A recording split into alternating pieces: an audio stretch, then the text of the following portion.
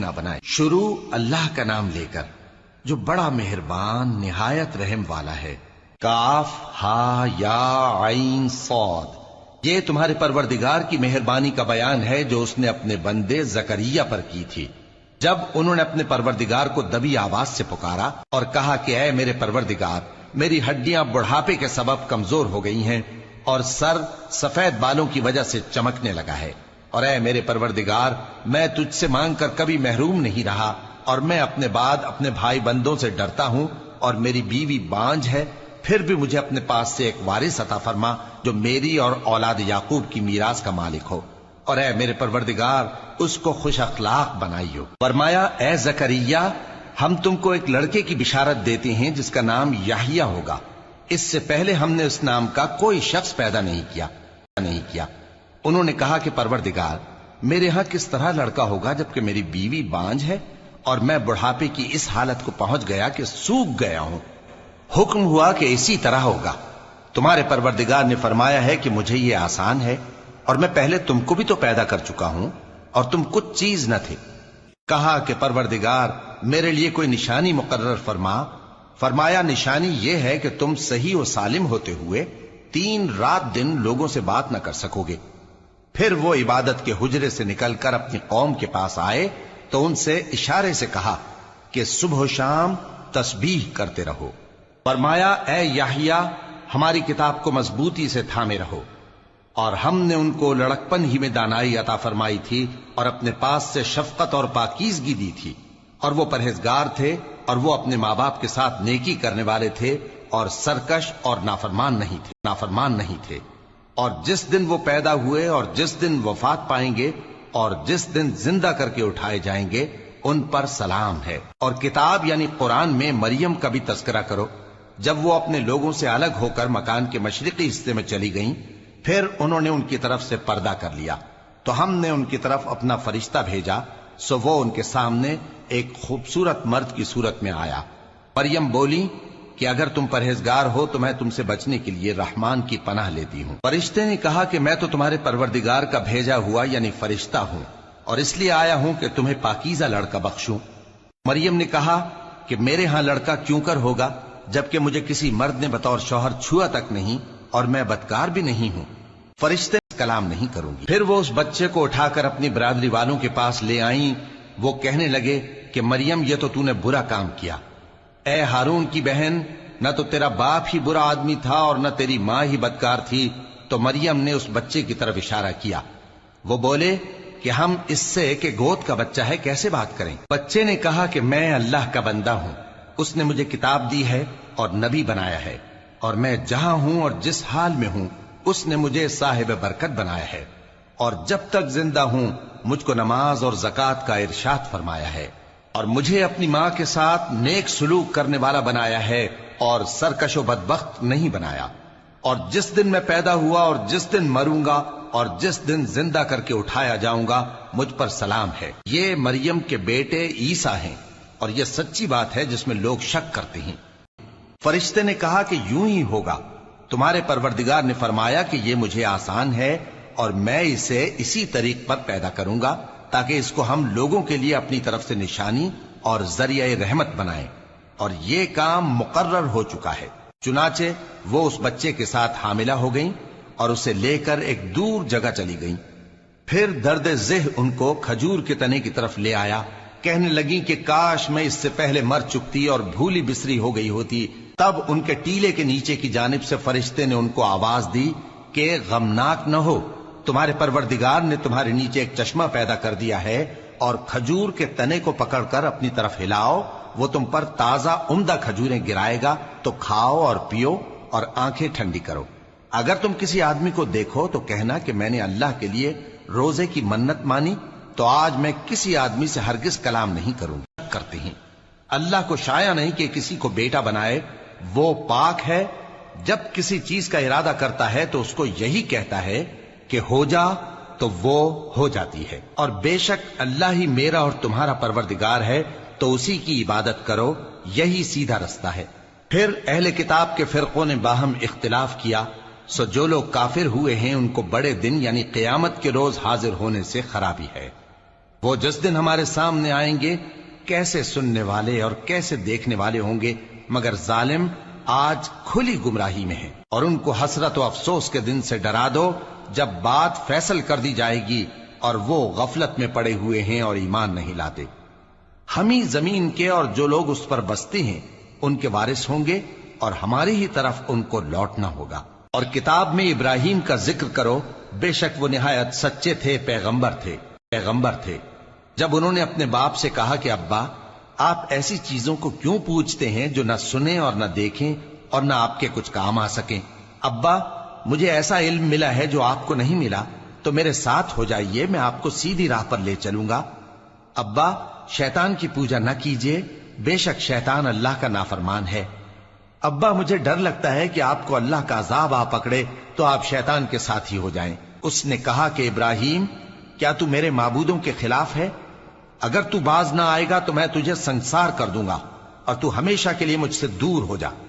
ابراہیم نے سلام علیکم کہا اور کہا کہ میں آپ کے لیے اپنے پروردگار سے بخشش مانگوں گا، بے شک وہ مجھ پر نہایت مہربان ہے۔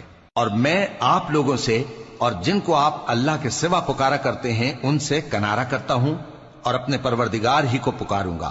امید ہے کہ میں اپنے پروردگار کو پکار کر محروم نہیں رہوں گا۔ اور جب ابراہیم ان لوگوں سے اور جن کی وہ اللہ کے سوا پرستش کرتے تھے الگ ہو گئے تو ہم نے ان کو اسحاق اور اسحاق کو یعقوب بخشے اور ہر ایک کو پیغمبر بنایا، اور ہم نے ان کو اپنی رحمت سے بہت سی چیزیں عنایت کی اور ان کا ذکر جمیل بلند کیا۔ اور کتاب میں موسیٰ کا بھی ذکر کرو، بے شک وہ ہمارے برگزیدہ تھے اور رسول تھے، نبی تھے، اور ہم نے ان کو طور کی داہنی طرف سے پکارا اور باتیں کرنے کے لیے نزدیک بلایا، اور اپنی مہربانی سے ان کو ان کا بھائی ہارون پیغمبر بنا کر عطا کیا۔ اور کتاب میں اسماعیل کا بھی ذکر کرو، وہ وعدے کے سچے اور رسول تھے، نبی تھے، اور وہ اپنے گھر والوں کو نماز اور زکوٰۃ کا حکم کرتے تھے اور اپنے پروردگار کے ہاں پسندیدہ تھے۔ اور کتاب میں ادریس کا بھی ذکر کرو، وہ بھی نہایت سچے تھے، نبی تھے، اور ہم نے ان کو اونچی جگہ اٹھا لیا تھا۔ یہ وہ لوگ ہیں جن پر اللہ نے اپنے پیغمبروں میں سے فضل کیا، یعنی اولاد آدم میں سے، اور ان لوگوں میں سے جن کو ہم نے نوح کے ساتھ کشتی میں سوار کیا، اور ابراہیم اور یعقوب کی اولاد میں سے، اور ان لوگوں میں سے جن کو ہم نے ہدایت دی اور جنہیں برگزیدہ کیا۔ جب ان کے سامنے ہماری آیتیں پڑھی جاتی تھیں تو سجدے میں گر پڑتے اور روتے رہتے تھے۔ پھر ان کے بعد چند ناخلف ان کے جانشین ہوئے جنہوں نے نماز کو ضائع کر دیا اور خواہشات نفسانی کے پیچھے لگ گئے، سو ان قریب ان کو گمراہی کی سزا ملے گی۔ ہاں، جس نے توبہ کی اور ایمان لایا اور عمل نیک کیے تو ایسے لوگ بہشت میں داخل ہوں گے اور ان کا ذرا نقصان نہ کیا جائے گا، یعنی ہمیشہ کی بہشتوں میں جس کا اللہ نے اپنے بندوں سے وعدہ کیا ہے کہ جو ان کی آنکھوں سے پوشیدہ ہے۔ بے شک اس کا وعدہ نیکوکاروں کے سامنے آنے والا ہے۔